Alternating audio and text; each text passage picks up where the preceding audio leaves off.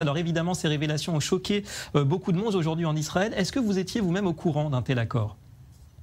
Oui, moi-même, David, j'étais au courant de cet accord, c'est-à-dire pas officiellement, mais on savait par des informations que nous avions reçues que Aldo Moro, qui était alors Premier ministre italien, après le massacre de Munich, avait signé un accord avec l'OLP, selon lequel l'OLP en Italie n'attaquerait pas des Italiens ou bien des institutions italiennes, mais aurait le droit d'attaquer des cibles israéliennes et même juives.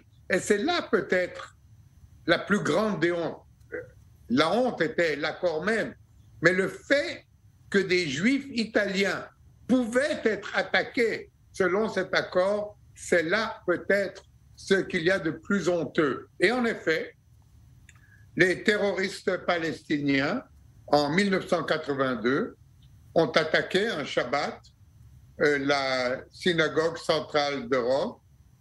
Il y a eu un enfant de 2 ans tué, il y a eu une vingtaine de blessés, et les terroristes ont pu s'échapper en Libye.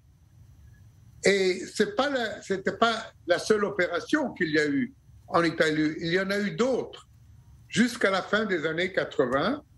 Et puis après, le climat a changé et certainement, depuis que Berlusconi est devenu Premier ministre au début des années 90, le climat a complètement changé en Italie et il est devenu pro-israélien et plus jamais on a entendu parler d'un accord avec un terroriste quelconque.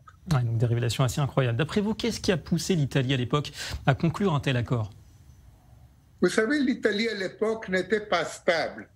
Je reviens à l'Italie du début des années 70, une Italie encore faible économiquement, où le Parti communiste avait 25% des voix au début des années 70, où le Parti socialiste, guidé par Bettino Craxi, anti-israélien, mais très fort politiquement, était dans la coalition d'Aldo Moro.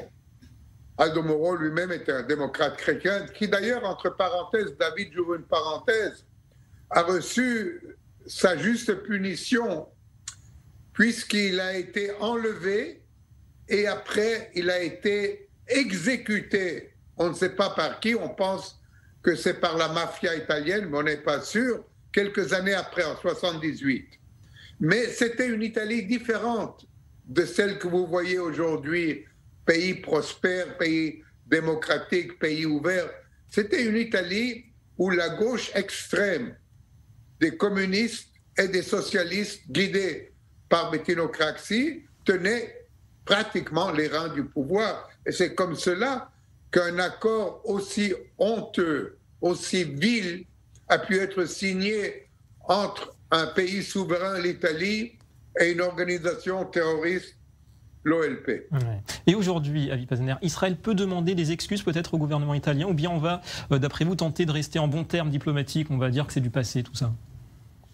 Non, on va rester en bons termes avec l'Italie. L'Italie, comme je vous ai dit tout à l'heure, est un pays ami. Encore, je vous ai dit que c'est Berlusconi qui, en 1994, avait fait une révolution entre guillemets, pro-israélienne en Italie. Et depuis lors, l'Italie se distingue par une attitude pro-israélienne. Et je ne crois pas qu'un gouvernement israélien va venir reprocher à un gouvernement italien d'aujourd'hui ce qui s'est passé il y a 50 ans. Mais nous en avons pris bonne note, nous le savions, nos services secrets le savaient très bien.